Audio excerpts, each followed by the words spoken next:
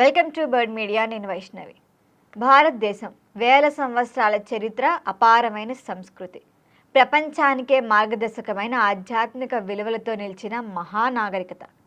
ఒకప్పుడు మనం ఆర్థికంగా, సాంస్కృతికంగా ప్రపంచంలో అగ్రస్థానంలో ఉన్న భారత సంపదను ఇక్కడికి వచ్చిన వలసవాదులు, రాజులు, నవాబులు కాలక్రమేణా దోచుకున్నారు. ఇక దండయాత్రల సమయంలో అనేక ఆలయాలు కూడా ధ్వంసమయ్యాయి. అమూల్యమైన విగ్రహాలు చెదిరిపోయాయి, కొన్నిటిని ఎత్తుకెళ్ళిపోయారు కూడా. ఇంకొన్నిటిని విదేశాలకు తరలించారు, మరికొన్ని అక్రమంగా అమ్ముడైపోయాయి.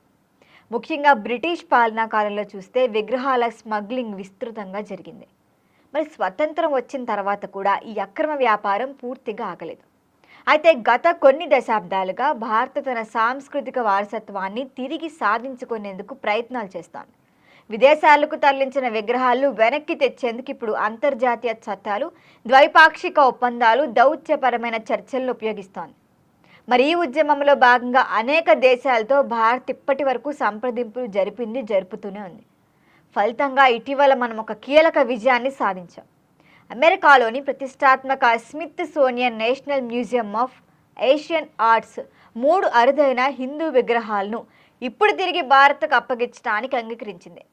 మరి ఈ విజయం వెనుక భారత ఉద్యమకారులు, చరిత్రకారులు, న్యాయ నిపుణులు చేసిన కృషి ఎంతో ఉంది. అయితే అక్రమంగా తరలించిన విగ్రహాల మూలాలను గుర్తించారు.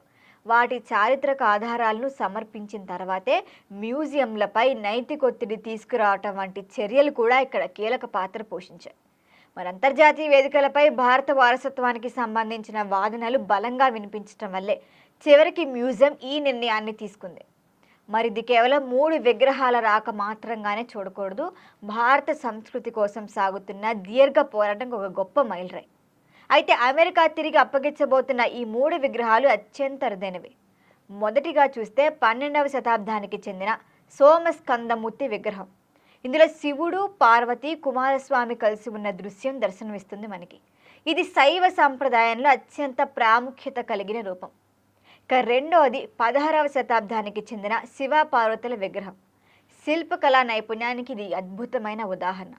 ఇక మూడవది క్రీస్తు శకం 990 సంవత్సరానికి చెందిన నటరాజస్వామి విగ్రహం. శివుడి తాండవ రూపాన్ని ప్రతిబింబించే ఈ విగ్రహం భారత కళా చరిత్రలో విశిష్ట స్థానాన్ని కలిగింది. మరి ఈ విగ్రహాలు తిరిగి భారత్కి రావటం అంటే దేశీయ గర్వాన్ని మరింత పెంచుతుంది. ఆలయాలు, మ్యూజియాలు, పర్యాటక కేంద్రాలకి వీటితో కొత్త ఊపు వస్తుంది.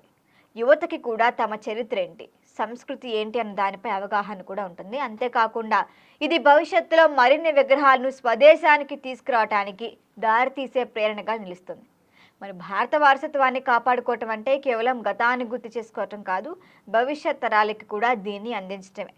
మరి విగ్రహాలు ఎప్పుడు వెనక్కి వస్తాయి ఏంటి అన్న దానిపై ఇంకా అయితే స్పష్టత లేదు. దీనిపైన మరిన్ని అప్డేట్ల కోసం చూస్తూనే ఉండండి బర్డ్ మీడియా.